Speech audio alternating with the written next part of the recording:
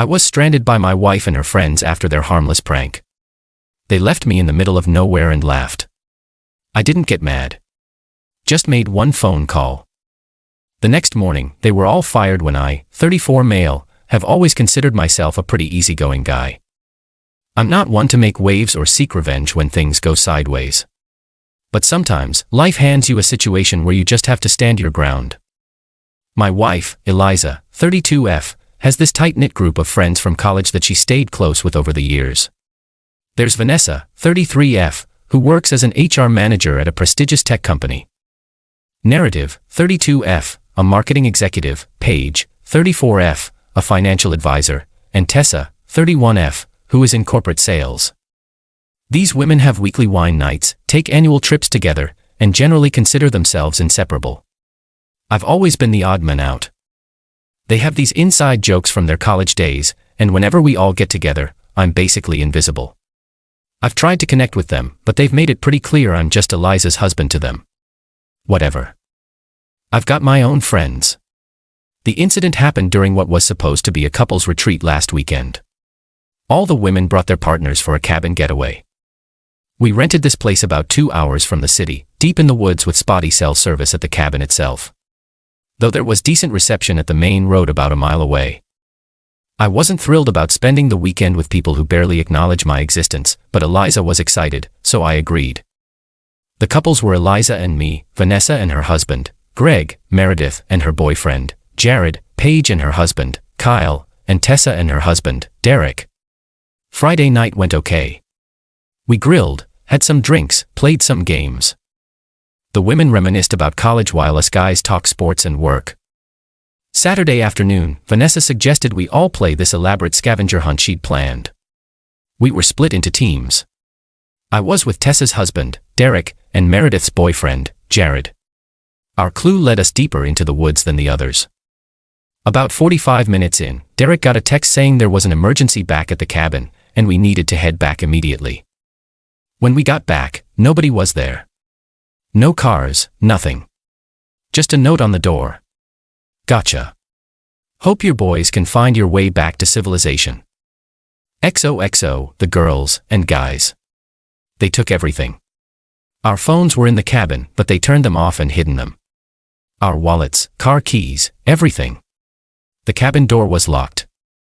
We had nothing but the clothes we were wearing. Derek started freaking out. Jared was laughing, nervously saying classic Meredith prank, but I was seething silently. The cabin was in a cellular dead zone except for one specific spot on a hill about a quarter-mile away where you could sometimes get one bar. Luckily, Derek had kept his phone in his pocket during the scavenger hunt, the only one of us who did.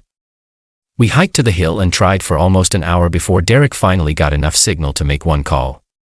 He let me use his phone, and I didn't call Eliza. I called my buddy Nathan, who works in IT security. I gave him a quick rundown of the situation and asked if he wanted to hear the latest on Eliza, him to be ready to help when I got back to civilization. By this point, Derek's breathing was becoming labored. He mentioned he had mild asthma, but his inhaler was back in the cabin. We spent over an hour searching around the cabin for a spare key, but found nothing. With Derek's breathing getting worse and the sun starting to set, we made the decision to walk to find help. It took us nearly 3 hours to walk 7 miles to the nearest gas station. By then, it was dark. I was dehydrated. My feet were blistered, and Derek's asthma had worsened significantly. Some kind stranger gave us help. A ride to the nearest town where we found a cheap motel and crashed. The clerk at the front desk gave Derek some over-the-counter allergy medicine, which helped him breathe a little better, but he was still in rough shape. Sunday morning, I used the motel's lobby phone to call Eliza. Her response: OMG, babe. It was just a joke. We thought you guys would figure it out sooner. We left a spare key under the back porch swing. Didn't you check there? Whoa. And wait till you see the hidden camera footage we got of you guys freaking out. We're all at brunch now. We'll come get you guys in a few hours. I hung up without responding. That's when it clicked. They had set up cameras around the cabin to record our reactions. I asked the motel clerk if I could use the computer at the front desk to check my email. He agreed, and I saw that everyone in the group had already started posting clips from the hidden cameras on their social media accounts. They had driven back to the main road where they had cell service to upload everything last night while we were walking for help. I called Nathan again from the motel lobby phone, and we formed a plan. I decided to wait until Monday to make any more moves. I needed to see what else they would post and how they would act when they picked us up. By Monday morning, things started happening. I'll post updates as this unfolds, but let's just say that recording your hilarious prank on hidden cameras, posting it all over social media, and sending the video to your work colleagues isn't the smartest move when one of your victims decides enough is enough. Update 1, Monday evening. First, thanks for all the support in the comments. Wasn't expecting this to blow up like it did. Let me fill in some details about Sunday and this morning. After I hung up on Eliza, she kept calling the motel. I didn't pick up. Derek was still in rough shape from his asthma flare-up. He was considering going to urgent care if his breathing didn't improve by morning. Jared kept saying we should just laugh it off, but I noticed even he was pissed when I showed him they'd shared videos of us looking confused and desperate on their social media. Some of Meredith's co-workers had already commented things like, "LOL savage," and "these guys can't take a joke." Eliza and Vanessa finally showed up around 3 p.m. They were smirking until they saw our faces in Derek's condition. Derek immediately confronted Tessa on the phone about his asthma flare-up. Jared just silently got in the car. The ride back was tense, to say the least. When we got home, Eliza tried to play it off. "Babe, it was just a harmless prank. We didn't think you'd have to walk that far." The spare key was under the swing the whole time. I just looked at her and said, "Do you realize Derek could have had a serious medical emergency out there? Do you think stranding someone with no money, no phone, no medication, and no transportation is funny?" She got defensive. "God. You're being so dramatic." The guys thought it was funny too. "Which guys?" I asked. Well, Kyle thought it was hilarious. He was the one who suggested hiding the phones and setting up the cameras. Kyle is Paige's husband, an investment banker who's always been the alpha male of the group. "So you're saying the prank was Kyle's idea?" I asked, keeping my voice neutral. "Well, yeah. But we all thought it was funny." Greg helped set up all the cameras. Vanessa posted the video to her work chat, and even her boss said it was epic. That's when I knew I had more than enough. I went silent, told her I needed space, and slept in the guest room. She kept texting me memes about learning to take a joke that her friends were sending her. This morning, I put my plan into motion. On Sunday night, I had already emailed Nathan screenshots of their social media posts and the videos they had shared. He helped me document everything and organize it clearly. Early Monday, I sent emails to the HR department at Vanessa's company, the regional manager at the financial firm where Paige works, the director of marketing at Meredith's company, the VP of sales at the company where Tessa works.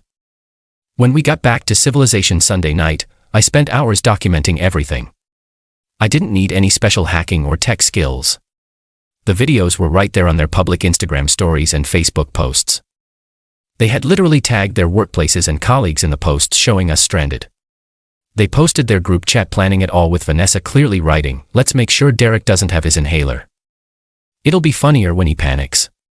And a video showed Tessa and Paige laughing as they said, "We should do this to the new hires as a team-building exercise." I didn't share everything right away. Just enough. The hidden camera videos they themselves had posted showing us desperately searching for help, the screenshots of their group chat planning to separate Derek from his medication. The social media posts where they bragged about leaving us stranded as character building, the TikTok where they laughed about it being miserable out there with the mosquitoes and no water. I'm not vindictive enough to want them fired. I just wanted their employers to see who they really are. But actions have consequences, and professionalism matters. This morning, Vanessa texted our group chat. "What TF is happening? HR just called me in for an emergency meeting." Then Paige, "My boss wants to see me now, about conduct unbecoming of a financial advisor." Is that confusing? What is going on? Meredith. "My director just emailed me about a disturbing video being circulated. I'm freaking out." Tessa. "My client just canceled our contract and specifically cited my lack of judgment and compassion as the reason. I need that commission." Eliza came storming into the house at lunch, fuming. What did you do? They're saying you sent their work emails with the videos we talk. Those were private. I just shrugged. I simply forwarded their own public social media posts to their companies with a brief explanation of the context. Your friends already tagged their workplaces in these videos. I just made sure their bosses actually saw what was being associated with their companies. She's been blowing up my phone all afternoon. Apparently, Vanessa has been suspended pending investigation. Paige has been removed from her client accounts. Meredith's team is being reassigned, and Tessa lost her biggest client. Kyle called me a vindictive asshole and said it was just a joke. Bro Derek, interestingly, sent me a private text. I should have stood up for myself. Thanks for doing what I couldn't. I'll update again when I know more. Right now, I'm staying at my brother's place until Eliza stops throwing my clothes into the yard. Update 2. Wednesday. It's been a wild 48 hours. I'll try to keep this update focused on the important developments. First, to answer the most common question. Yes, Eliza and I are still married technically, but things aren't looking good. She spent all of Monday night and Tuesday alternating between calling me a monster who ruined her friends' lives over a stupid argument, ended with her being hospitalized joke, and begging me to fix this by calling everyone and saying it was all a misunderstanding. I refused. This wasn't a misunderstanding. It was a deliberate act that they recorded, shared, and bragged about. The professional fallout has been significant. Vanessa was fired yesterday. Turns out, she had already been on thin ice for creating a hostile work environment, and this was the final straw. She's been blowing up my phone, calling me every name in the book. Paige has been demoted and put on probation. Her clients have been reassigned, which means her bonus this year will be basically zero. Meredith's company is more image-conscious than the others. They've required her to take compassion training, and she's been removed from client-facing roles for at least 6 months. Tessa lost 3 more clients after the first one talked. Commission-based sales are her whole income, so she's panicking about making her mortgage payment. Kyle is still on his high horse, sending me threatening texts about how I've made an enemy for life. Whatever, dude. You're not exactly the criminal mastermind here. The most surprising development came from Derek. He called me yesterday and asked if we could meet for coffee. He told me that after his asthma attack and seeing how dismissive everyone was about it, he's finally decided to divorce Tessa. Apparently, this prank was just the latest in a pattern of her humiliating him for entertainment. He thanked me for inadvertently giving him the wake-up call he needed.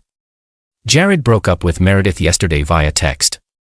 She showed up at our house, where I was picking up more clothes, screaming that I had poisoned him against her. As for Eliza, she finally stopped defending her friends last night. She called me crying saying that Vanessa had just told her that I was always the problem, and that Eliza should have found someone who could take a joke. Apparently, now that Vanessa is unemployed, even Eliza is too much of a liability for her. Eliza asked if we could talk tonight. I agreed, but I'm not optimistic. She participated in stranding me in the woods, laughed about it, shared videos of it, and then defended everyone's actions until they turned on her. That's not exactly the foundation of a healthy marriage. I'm not celebrating anyone losing their jobs or relationships. That wasn't my goal. I just wanted them to experience consequences for once in their lives. These are adults in their 30s who thought abandoning people in the woods without medication or transportation was hilarious. That's not a harmless prank. It's dangerous and cruel. I'll update after I talk with Eliza tonight. Final update. 1 week later. It's been a week since everything went down, and I think this will be my final update on the situation. Eliza and I met for dinner last Wednesday as planned. She was subdued, not the indignant person who had been blowing up my phone for days. She started by saying her friends had shown their true colors by turning on her the minute things got tough. Apparently, in their group chat, which I was never part of, they'd started blaming her for marrying such a vindictive asshole and suggesting she must have known what I was really like. I asked her one simple question. If Derek had died from his asthma attack out there, would you still think it was a harmless prank? She couldn't answer. Finally, she admitted that she'd gotten caught up in the group mentality. When I'm with them, I become someone I don't recognize sometimes, she said. I didn't think about the consequences. I just wanted to be part of the joke. I told her I needed time to think about whether our marriage could recover from this. She nodded and said she understood. We agreed to a trial separation of 1 month. As for the others, Vanessa has been frantically job hunting, but 3 companies have already turned her down after checking her references. Calm as a bitch. Paige's husband Kyle finally got a taste of his own medicine. His firm did an internal investigation after a client complained about his frat boy antics and found some problematic emails. He's been put on leave. Meredith is trying to rebrand herself on LinkedIn as an empathy expert, which is rich considering she was laughing about Derek's panic attack just days ago.